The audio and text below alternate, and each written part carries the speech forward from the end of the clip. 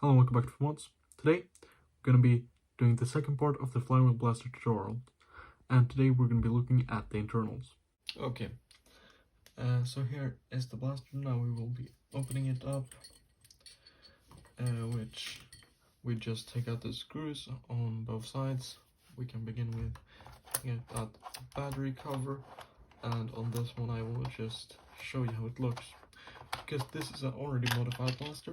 So here we see this has heat shrinks on, and I also glued them together to get a bit more structure on the XT60 connector.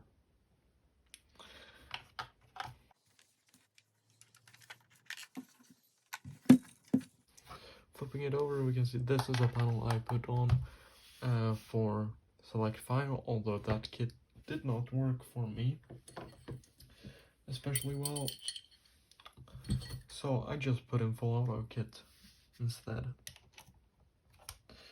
which I think is honestly works very well. Okay, now the entire interior is exposed of this thing, which gives you a look at how it works. Starting off with, of course, the pusher, which is a fully automatic one, which I really like. So what I did here is I wired it up to a micro switch behind the main trigger, and this micro switch is also wired up so it does motor braking when not engaged, which means it stops the pusher really quickly.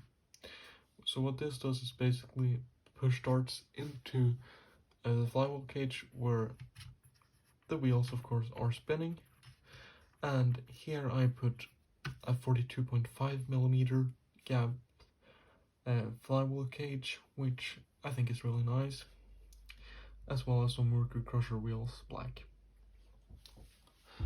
And now we get a bit closer look at things such as the mag release, rev trigger, and everything like that.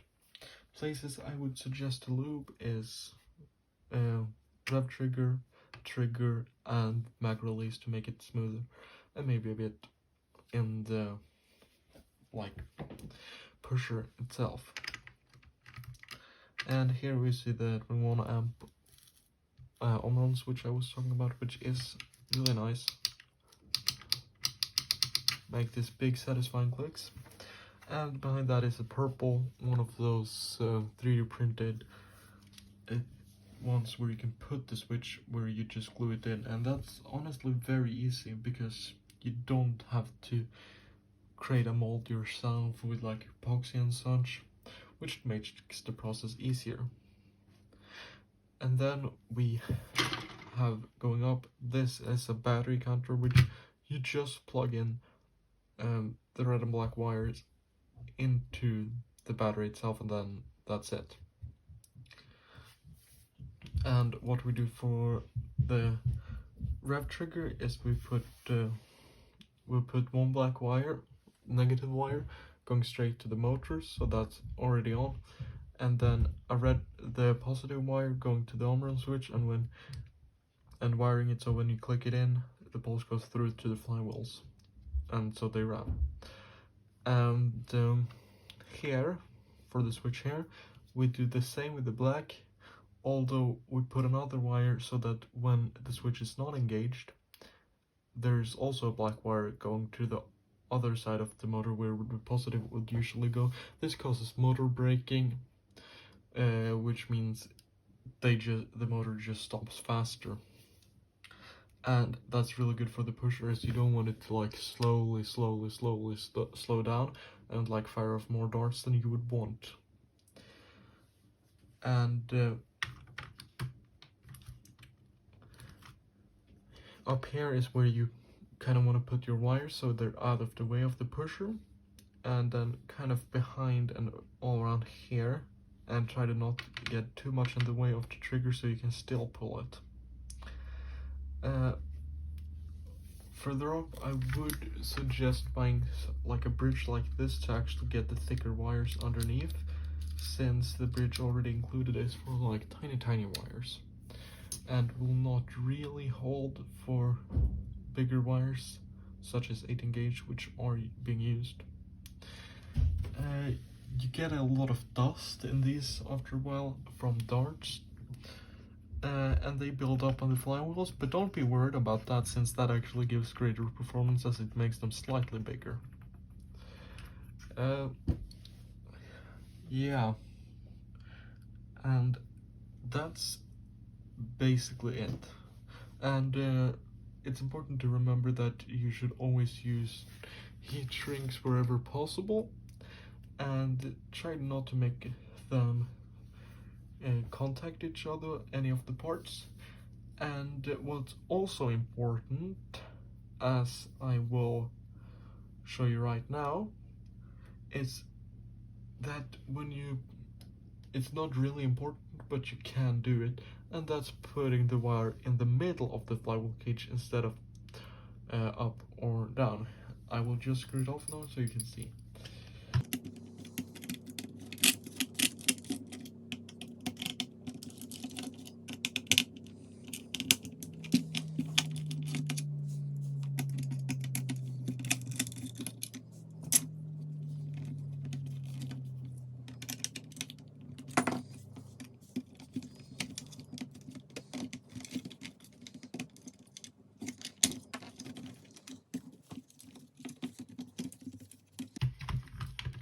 So here you can see that they're gone in the middle on both sides, as I've done here, and that basically lets you get more even current instead of going from up here and down there, although it doesn't really matter that much.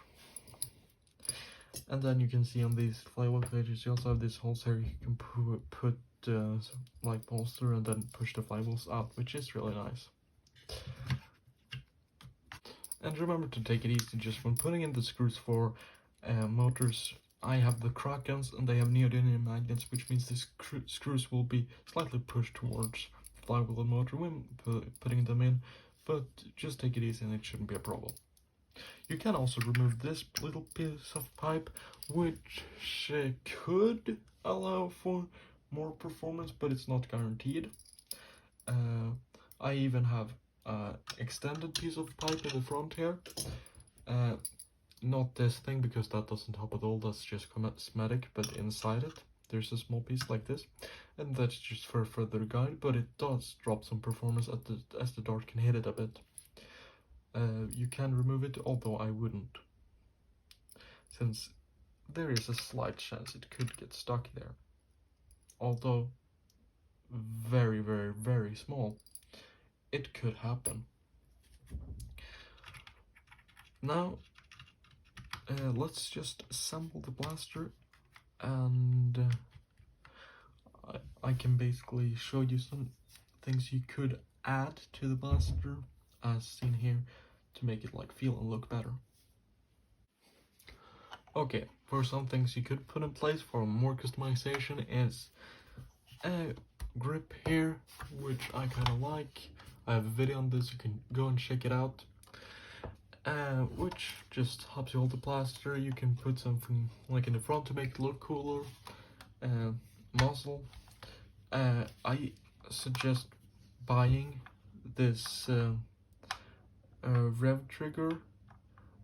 It's really nice. It's called the Babalolo style rev trigger because it was something he made, Babalolo the YouTuber made out of epoxy pudding, and then Foam Blast made it into this 3D printed rev trigger, which is just really nice for a better feel.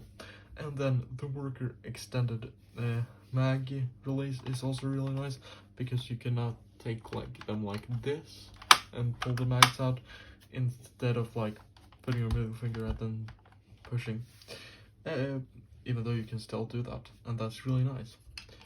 I would also highly suggesting buying or 3D printing one of these bigger so-called battery covers, because then you can fit bigger battery. Now I have this small battery, but I used to have a really big one in it, looking like this, and I sometimes use it as well if I just need more time going around with it, but you can see that's kind of big, so you need a battery cover to fit it. I would also highly recommend a thumb screw, because if you're using lipos, you're gonna run around a lot, and you're gonna have to switch out batteries frequently. You're gonna have to put them in charger.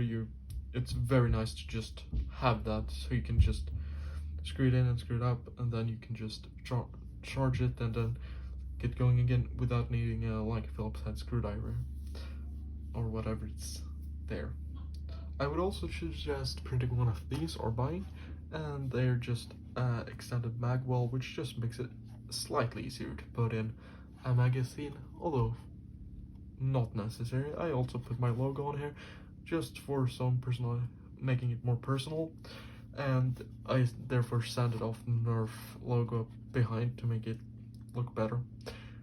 You can of course hydro dip the blasters if you want to, although I don't feel really comfortable doing that with my blasters. You have to sand everything off, and then you have to take everything out and dip it, and then it takes a lot of time.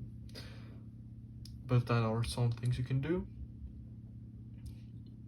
And yeah, that's basically it.